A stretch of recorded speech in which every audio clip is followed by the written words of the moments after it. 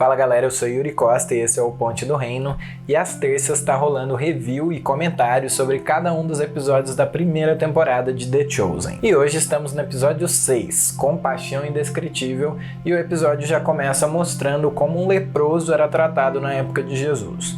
Ele entra numa loja de penhores e tenta vender alguns pertences, mas quando o comprador percebe que ele é um leproso, ele o joga no chão com uma vara e o expulsa dali como se ele nem fosse um ser humano. Em seguida a gente vê uma breve cena entre o Mateus e o Caius e eles estão conversando a respeito da enorme quantidade de ouro paga pelo Simão e o André graças à pesca miraculosa, e o Mateus continua inconformado com o que aconteceu. Já o Nicodemos fala diante do conselho a respeito de João Batista e diz para eles que eles não têm com o que se preocupar.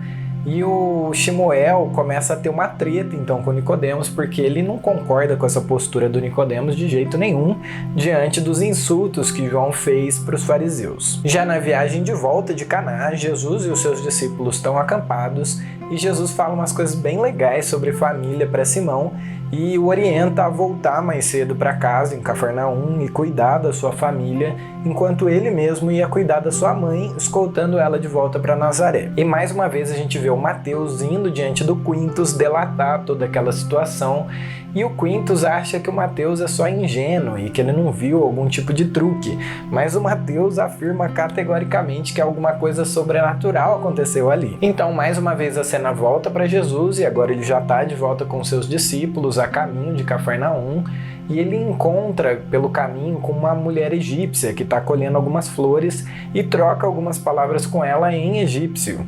O que eu acho legal, porque raramente a gente vê esse aspecto da vida de Jesus sendo retratado, né? Afinal, ele passou a infância dele no Egito. Então é natural que ele soubesse um pouco do idioma, né? Pelo menos um pouco do idioma. E em seguida, o leproso da introdução do episódio se aproxima pelo mesmo caminho. A reação dos discípulos é a mesma de qualquer judeu. Eles se afastam e tratam o leproso como uma ameaça. Mas Jesus o vê com compaixão. O rapaz diz que a sua irmã trabalhou no casamento em Caná e por isso ele crê que se Jesus quiser, ele pode purificá-lo. Então, apesar dos discípulos advertirem Jesus para que ele evitasse o contato e mantivesse o distanciamento social, Jesus ainda assim, movido por uma enorme compaixão por ele, se aproxima, toca no leproso e diz: quero. Então o moço se comove com a atitude de Jesus e as suas feridas se cauterizam imediatamente. Os discípulos ficam boquiabertos, mas Jesus pede para que ninguém diga nada sobre o que aconteceu, inclusive o próprio ex-leproso. E a moça que era egípcia lá e estava colhendo as flores, que vê a situação de longe, sai admirada. Então, finalmente, Jesus e os discípulos chegam de volta a Cafarnaum e ficam na casa de João, enquanto Simão e André voltam para a casa de Simão e cuidam da sua sogra, que continua muito doente. Na saída, a fim de encontrar os demais na casa do João, o Simão cruza com o Mateus, que pergunta para ele sobre Jesus. Ele estava realmente, honestamente em crise com tudo que ele viu e queria saber se tinha sido um truque, se ele tinha sido enganado ou se era um milagre mesmo. Mas ele não consegue as suas respostas ali. Já na casa de João, Jesus começa a ensinar despretensiosamente e uma multidão começa a se formar em volta para ouvir as palavras de Jesus, e aquilo começa a virar um problema. Enquanto isso, o Nicodemos tem uma séria e incrível conversa com o seu aluno Shemuel. Ele pergunta para o seu aluno se ele ousava pôr limites naquilo que o Todo-Poderoso podia ou não fazer, e o Shemuel responde que os limites eram impostos pela própria lei. Mas a questão, como é muito bem levantada pelo Nicodemos, é que diante de um conflito, de uma contradição, quem estaria errado? Deus ou a nossa interpretação da lei? Would you tell him to get back in that box that you have carved for him? Or would you question your interpretation of the Torah? Toda essa conversa é maravilhosa e nos faz refletir mais uma vez se a gente não está confiando demais nas doutrinas e na teologia, em vez de crer que Deus continua agindo e nos surpreendendo até hoje. Esse argumento todo é encerrado com chave de ouro, exemplificando através dos saduceus, que criam apenas nos 5 primeiros livros da lei, a Torá, como palavra inspirada. Mas Deus é vivo e continua fazendo coisas novas sempre.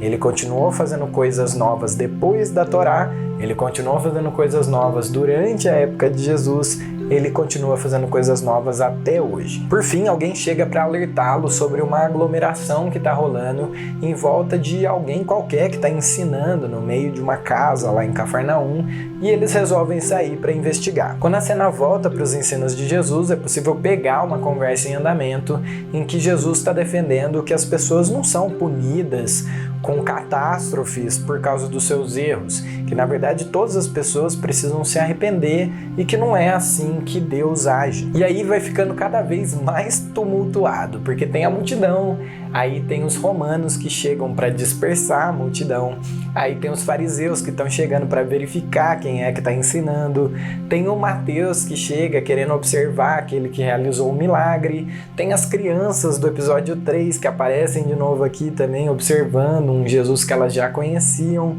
e tudo isso fica ainda pior quando chega a mulher egípcia com alguns amigos carregando um paralítico para que Jesus o curasse. Essa cena é maravilhosa porque demonstra como fé e risco são sinônimos.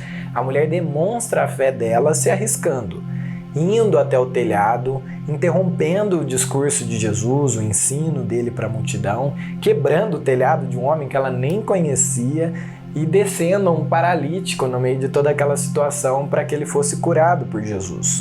Your faith is beautiful. Jesus então admira a fé da moça, olha para o rapaz e diz para ele que os seus pecados estão perdoados. Em seguida, Jesus tem uma palavra de conhecimento a respeito dos pensamentos de Shemuel, que está na janela, pensando qual absurdo tinha sido aquilo, né? Tamanha blasfêmia do que Jesus disse, afinal só Deus poderia perdoar pecados. Jesus expõe os pensamentos dele, então cura o homem provando que falar é fácil, mas ele podia provar, ele podia mostrar que ele tinha sim autoridade para perdoar pecados, assim como ele tinha autoridade para curar um paralítico. E o paralítico sai dali andando, na frente de toda a multidão. O Shemuel, sem nenhum outro argumento, mais irritado com toda a situação, simplesmente chama pelos romanos para que eles intervenham, e aí todo mundo sai dali fugindo. Às vezes, ao ler esses milagres na Bíblia, a gente não imagina a profundidade das emoções aqui. Pessoas são curadas completamente de males que às vezes as acometiam por anos, que as limitavam por toda uma vida. É muito forte e poderoso ver a interpretação disso na tela. E rola meio que uma metalinguagem aqui representada pelo Nicodemos, porque ele, quando vê o paralítico andando, fica sem palavras. E a sensação que ele tem é mais ou menos a que a gente tem diante da cena. No fim, Nicodemos pede para Maria para que ela agende um encontro entre ele e Jesus, e Mateus e Jesus cruzam olhares. E o Mateus está totalmente perdido. Toda a lógica, toda a segurança do seu mundo se foi. Agora ele tem certeza de que coisas impossíveis podem acontecer. O seu mundo caiu. Esse é um episódio cheio de diálogos profundos e de cenas poderosas, mas ainda assim é um episódio que funciona como um episódio de transição. Então, se você quer ver o desfecho que rola no arco do Nicodemos e no do Mateus, não perca o episódio da semana que vem. E no mais, você já sabe, né? Deixa o like no vídeo, se inscreve no canal se você ainda não é inscrito, clica no sininho para você ser notificado quando sair vídeo novo por aqui e compartilhe o vídeo com seus amigos que ainda não conhecem essa série, porque todo mundo tem que ver The Chosen.